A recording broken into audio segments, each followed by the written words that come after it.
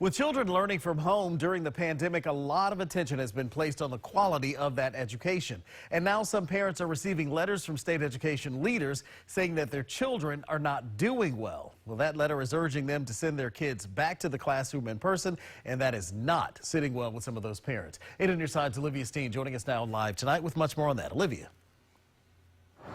Yeah, so the Hillsborough County School District told me that this letter was out of their hands. It's a part of the state's emergency order that is going to address students who seem to be falling behind. Now, there are parents like Stasia Innes who tell me that regardless of the notification, her student will not be returning to in-person learning.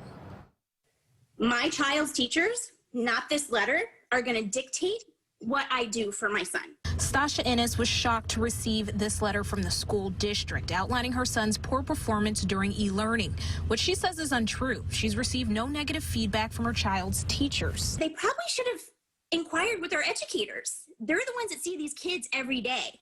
They're the ones that are testing these kids. They're the ones that know what they're learning and what progress they're making.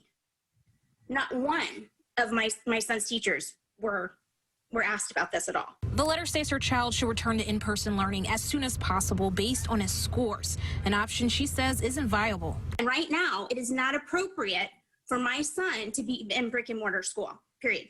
There's nothing appropriate about it. He has a heart defect, he has epilepsy, he has immune deficiency, and he has an autoimmune condition. And she questions how other parents will handle this type of information. That people are going to receive this letter, and how many kids is it going to force back to school? The letter does state that parents have the option to keep their child enrolled in e-learning. Leaders with the Florida Education Department tell me this letter is routine so that parents are aware of their students' performance and are given an alternate option to improve their scores. But Innes says there are other ways to address this, especially with a student like hers who is at risk.